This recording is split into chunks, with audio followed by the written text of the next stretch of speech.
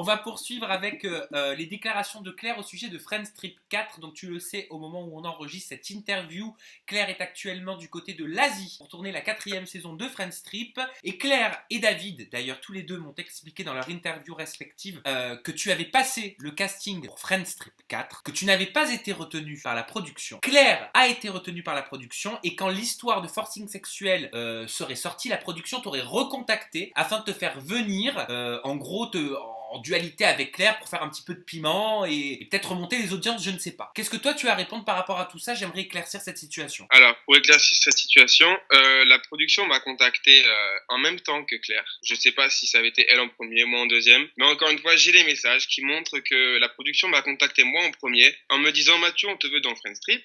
Est-ce que tu pourrais me former une équipe ?» Et de là, j'ai choisi Tom et Quentin, tout simplement. Maintenant, est-ce que je savais très bien que moi, j'allais pas être en première ligne. Maintenant, à l'heure actuelle, je dis pas que je vais le faire, je dis pas que je vais le faire, je vais pas le faire. Ah, ça veut dire qu'au moment où on parle, tu peux encore être appelé pour partir à tout instant tourner Friends Trip 4. Exactement. Avec ton équipe. Je ne sais pas si c'est avec mon équipe ou c'est avec une équipe autre, mais oui. Et quand tu entends Claire dire j'ai appelé la production pour m'assurer que Mathieu n'y participait pas, je leur ai dit que si Mathieu tournait Friends Trip 4, je partais sur le champ. Comment est-ce que tu prends ça? Mais encore il y a 2 jours, je suis allé faire les tests à l'INSEP pour participer à Friends Trip. Donc je sais pas pourquoi elle dit des bêtises comme ça, encore une fois, tout simplement. Voilà. Je dis pas que je vais participer, je dis pas que je vais pas y participer. Oui, ce que tu veux dire, c'est que c'est pas encore fermé pour toi. Exactement, rien n'est fermé. Et toi, tu n'aurais aucun mal à te retrouver en face de Claire. Mais moi, je n'ai rien à cacher, donc j'ai aucun mal à me retrouver en face de Claire. Mais alors, je peux même lui dire bonjour. Je peux même mais alors dire pourquoi bonjour. elle veut... Enfin, si par rapport à ses déclarations, on peut comprendre pourquoi elle ne voudrait pas te voir, si on suit la logique de ses déclarations. Mais s'il n'y a aucune logique, vu qu'elle on s'est encore envoyé des messages le mois dernier. Avec Maintenant, Claire. peut-être avec Claire.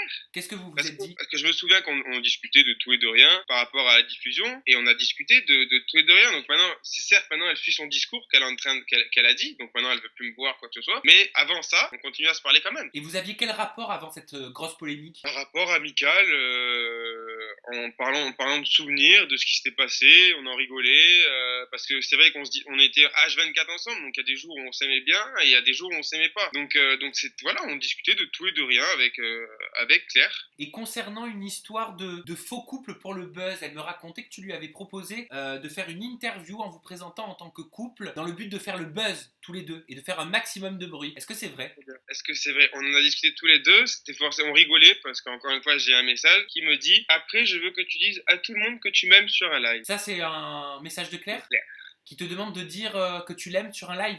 Sur quel live? Un live Instagram. D'accord. Voilà. Donc après, c'est pas comme si quelqu'un, voilà, s'il s'était passé quelque chose de mauvais entre elle et moi, tu envoies pas ce genre de message à ton agresseur.